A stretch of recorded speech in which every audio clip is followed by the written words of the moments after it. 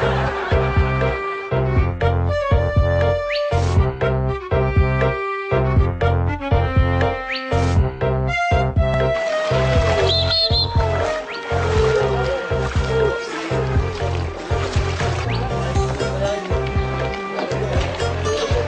yata, yung mama.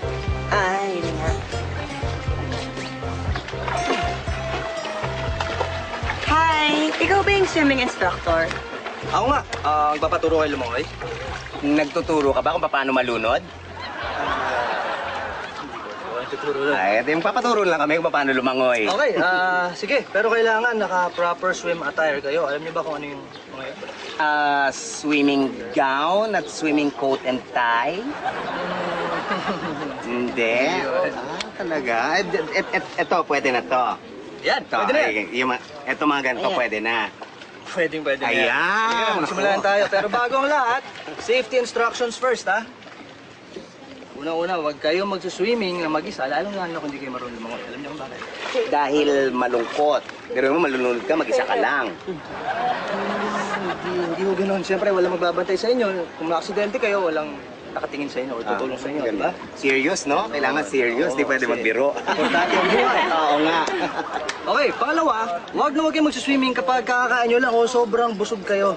Oo nga, kasi baka buti kayo nasakit ng tiyan at gawin nyo CR ang pool. Ay, talaga. Talaga hindi pwede magbiro. Seryoso, may patay? Ha? Ganun talaga? Hindi, kaya kailangan gawin mo yon kasi busog na busog ka, mabigat ang katawan mo. Tapos, di ba, pagka ganyan, may hirapan ka huminga.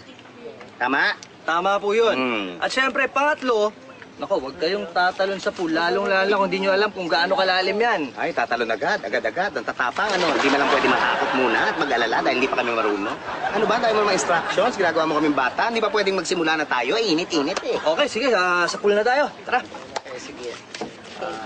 Dahan-dahan lang po. Ha? Dahan-dahan lang. Ako lang talaga sabihin mo dahan-dahan. Bakit pag tumalon ako, matatapon lahat ng tubig dyan, mauubos dahil sila sexy, ako mataba? Ganon? Hindi naman po, nagpapaalala lang ako.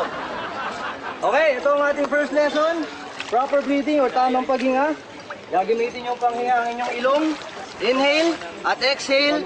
Lalabas sabay sa bibig at sa ilong. Wow, syempre kailangan ilong at bibig. Gusto mo ba sa ibang butas lumabas yung hangin?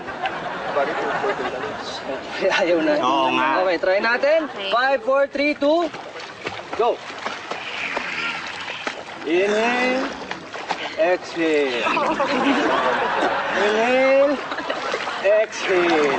Alright, ngayon, alam nyo na ang proper breathing. Tuturuan ko naman kayo ng tamang pagpadyak or proper kicking. Okay? O, kapit muna kayo dito sa gilid. Yan, kapit kayo dyan. At ipapadyak ninyo ang mga legs ninyo ng halin-hinan. Okay?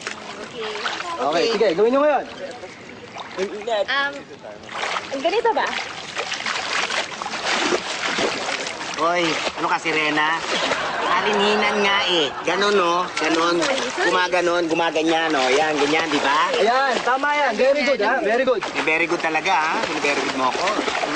Ay, nadinig ko nga yan na kailangan daw may encouragement na pag medyo may edad na yung student mo. Ganon? Senior citizen, tingin mo sa akin? Utu-utu ako? Ganon? Tingin mo? Hindi naman po, hindi naman po.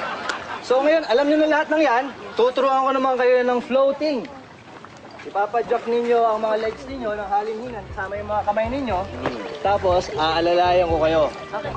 Okay? Sino mauna? Sige. Mauna ka na. Ay. Sige, padyak. Yan, tama yan. Yay! Very good, very good. Oh, next.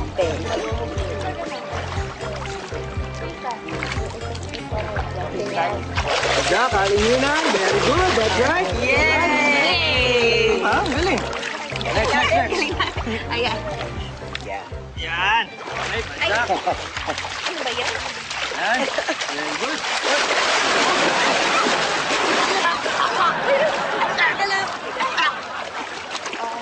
Buwisit ka, ba't mo ako binitawan, ha? Ha? Dahil sexy sila? Sa akin naiinis ka? Nabagbuwisit ka, ganon? Hindi ho. Nakainom ho ba kayo ng tubig? Ay, hindi. Diyos na nainom ko.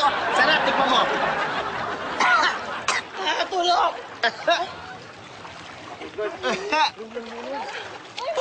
Ay, alam. Tutulungan ko ba yun? Ay, wag na. Hayaan mo siya malunod. Hindi, ganito na lang. Kami na lang ang sasagip sa kanya. Tutal, hindi pa naman kami marunong lumangoy. Hiyang-hiya naman ako sa'yo, no?